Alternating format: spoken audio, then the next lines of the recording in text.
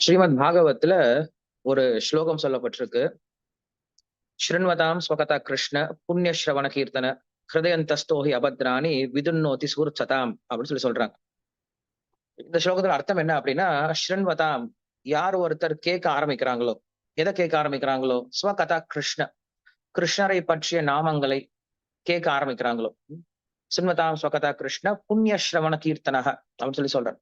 புண்ணிய ஸ்ரவண கீர்த்தனை அப்படின்னா இந்த கிருஷ்ணநாமானது உயர்ந்த நபர்களும் சொல்லக்கூடிய ஒரு நாமம் அப்படின்னு சொல்றார். பொதுவாக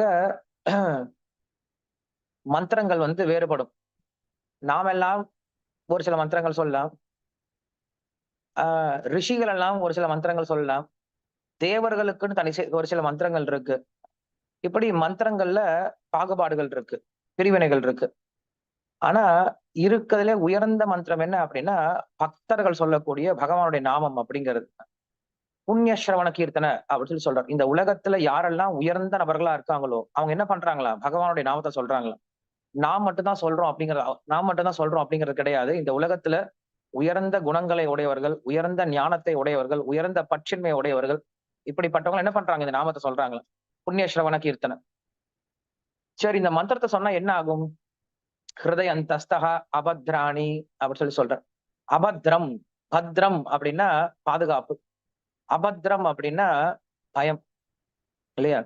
நம்ம எல்லாருக்குமே எப்பயாவது ஒரு சில சமயம் பாதுகாப்பு தேவைப்படுது. பயம் நமக்கு என்னைக்குமே இருந்துட்டே இருக்கு. சோ அப்ப சொல்றாரு, யார் ஒருவர் இந்த கிருஷ்ணநாமத்தை சொல்ல ஆரம்பிக்கிறாங்களோ அவங்களுக்கு அபயம் கிடைக்கும். அபயம் அப்படின்னா பாதுகாப்பு கிடைக்கும் அப்படின்னு சொல்றாரு. அதே போல பாதுகாப்பு மட்டும் கிடையாது, இதயத்துல இருக்கக்கூடிய தேவையற்ற விஷயங்களை என்ன பண்றாரு கிருஷ்ணர் உள்ள புகுந்து சுத்தப்படுத்துறார் அப்படின்னு சொல்றார். நம்ம இதயத்துக்குள்ளார நாம் எப்ப கிருஷ்ணனுடைய நாமத்தை சொல்ல ஆரம்பிக்கிறோமோ அப்ப என்ன பண்றாராம் கிருஷ்ணர் நம்ம இதயத்துக்குள்ள போயிட்டு நம்ம இதயத்தில் இருக்க தேவையற்ற பயம், குழப்பம், சந்தேகங்கள், பழக்கங்கள் எல்லாத்தையும் என்ன பண்றாரு அவரே சுத்தப்படுத்துறான்னு சொல்றார். இதற்கு என்ன உதாரணம் கொடுக்கப்படுது அப்படின்னா, ஒரு பெரிய மலை இருக்கு.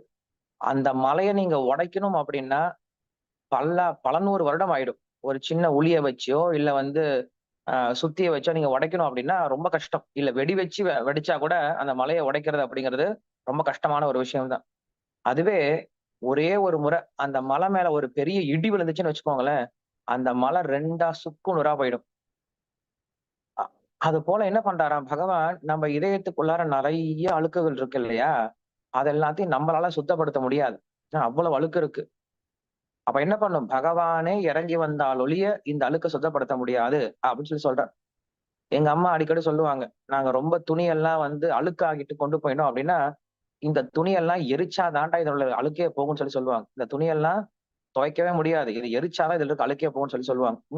அது போல பகவான் என்ன பண்றார், ரொம்ப சக்தி வாய்ந்த நபரா நம்ம இதயத்துக்குள்ள இறங்குனார் அப்படின்னா, எப்படி ஒரு இடியானது ஒரு பெரிய இடி விழுந்தது அப்படின்னா அங்க இருக்கக்கூடிய கல்லெல்லாம் சுக்குநூறா போயிடும். அது போல நம்ம இதயம் அப்படிங்கிற அந்த மலை போன்ற விஷயத்துக்குள்ள தேவையற்ற விஷயங்கள் என்ன பண்றாரு கிருஷ்ணர் அமங்கலங்கள் எல்லாத்தையுமே அவர் இடி போல உள்ள உள்ள நுழைந்து எல்லாத்தையும் சுத்தப்படுத்துறேன் அப்படின்னு சொல்றார்.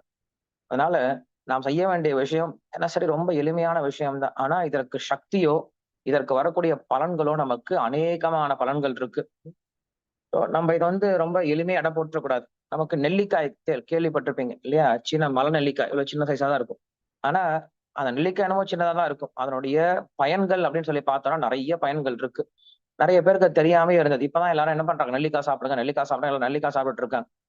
அது போல நமக்கு பார்க்கறதுக்கு சின்னதா இருந்தாலும் அதனுடைய பலன்கள் அதிகமா இருக்கும். அதே போல இந்த ஹரே கிருஷ்ண மந்திரமும் பார்க்கறது ரொம்ப எளிமையான மந்திரம் போல இருக்கலாம், ரொம்ப சின்ன மந்திரம் போல இருக்கலாம். நமக்கு பெருசா இது மேல நம்பிக்கை கூட இல்லாம இருக்கலாம். ஆனா இந்த மந்திரத்தை சொல்ல சொல்ல சொல்ல நமக்கு இதனுடைய பலன்கள் ரொம்ப அதிகமான பலன்கள் இருக்கும் அப்படிங்கறத சாஸ்திரம் சொல்லுது. அதனால நம்மளுக்கு புரியுதோ புரியலையோ, நமக்கு இதை பற்றிய ஞானம் இருக்கோ இல்லையோ, நமக்கு இதுல விருப்பம் இருக்கோ இல்லையோ, என்ன பண்ணலாம், உட்கார்ந்து இந்த மந்திரத்தை தினசரி சொல்ல ஆரம்பிக்கலாம். சொல்ல சொல்ல சொல்ல இதனுடைய வித்தியாசத்தை நீங்களே உணர ஆரம்பிக்க முடியும். யாரெல்லாம் தினமும் காலையில உட்கார்ந்து இந்த ஹரே கிருஷ்ண மந்திரத்தை கவனமா சொல்ல ஆரம்பிக்கிறீங்களோ கண்டிப்பா அவங்களுக்கு வித்தியாசம் தெரிஞ்சிருக்கும். வித்தியாசம் தெரியல அப்படின்னா நீங்க உட்கார்ந்து மந்திரத்தை சரியா சொல்ல அப்படின்னு அர்த்தம். மந்திரம் என்னைக்கும் வேலை செஞ்சுட்டு தான் இருக்கு. நம்ம சரியா கான்சென்ட்ரேஷன் பண்ணாம மந்திரத்தை ஏனோ தானு சொன்னோம் அப்படின்னா மந்திரம் வேலை செய்ய போறது கிடையாது. அதனால காலை நேரத்துல மந்திரம் சொல்றதுன்னு ஆகி போயிடுச்சு.